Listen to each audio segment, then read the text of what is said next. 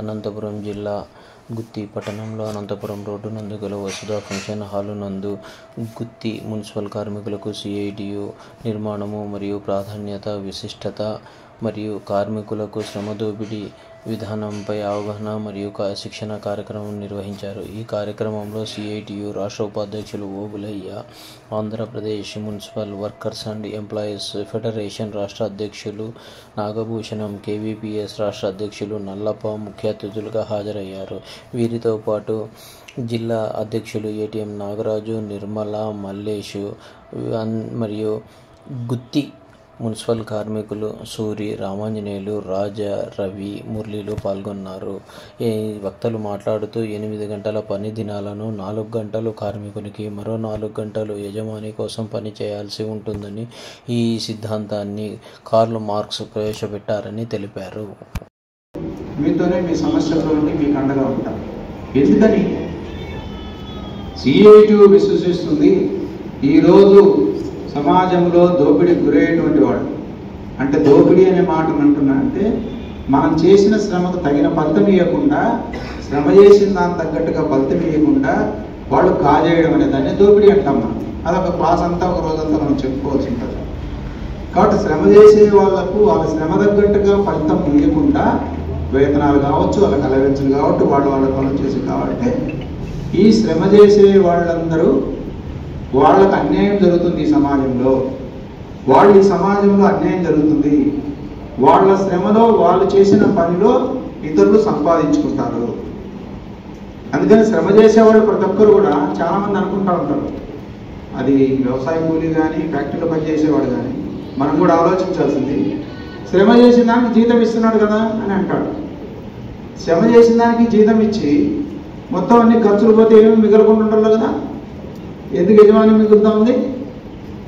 అందుకనే ఎక్కడ పని చేసేటువంటి వాడైనా కార్మికుడు పని చేస్తే మనం పని చేసినటువంటి 8 గంటల్లో 4 గంటలు యజమాని కోసం పనిచేస్తాం, 4 గంటలు మన కూలి కోసం పనిచేస్తాం. ఇది మనందరం దృష్టి పెట్టాల్సింది. ఎవరైనా పనిచేయండి, ఇది గొప్ప సిద్ధాంతం.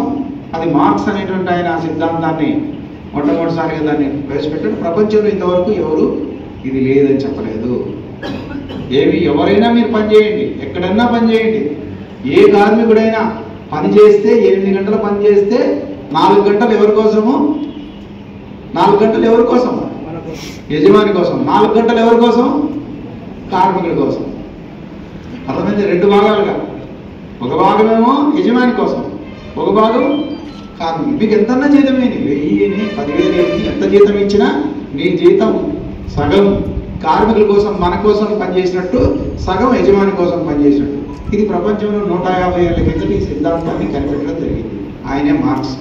ఆయన పెద్ద గ్రంథాలు రాశారు. అందుకని వీళ్ళంతా ఎవరు? వీళ్ళంతా దోపిడీకి గురవుతున్నారు. సగభాగం తింటున్నారా లేదా? వాళ్ళు ఎవరైనా కానీ సగం తింటున్నారా లేదా?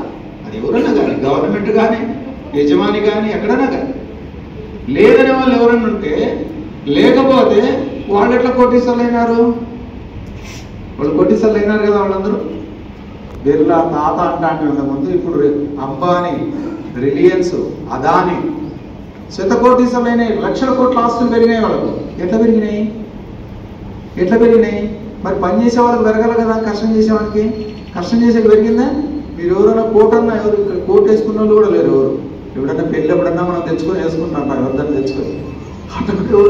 ఎవరు మీకు కోటు పెరిగిందా? ఎవరికి కోటు లేవు. కోడు లేదు, మంచం కోళ్ళు కూడా ఉన్నట్లే. అందుకని వాళ్ళు, మీరు ఉదాహరణకు చంద్రబాబు 2.5 ఎకరా, ఆయన 1000 కోట్లు, లక్షల కోట్లు. జగన్మోహన్ రెడ్డి వాళ్ళ జైన్ ఆయన, ఎవరు రాజారెడ్డి వాళ్ళ ఆయన బేల్దారి పని చేసేవాడు. ఎవరో కేసీఆర్ కదా ఈ మధ్యకాలంలో, వాళ్ళు ఆయన ఏమైనా తాలేదు. ఒక బేల్దారి పని చేసేవాళ్ళు ఎన్ని 1000 కోట్లు సంపాదించారు? శ్రమ ద్వారానే. వాళ్ళు మన శ్రమను దోచుకోవడం ద్వారానే అవుతారు. కోటీశ్వర్లు వేరే ఏమి కారణమా?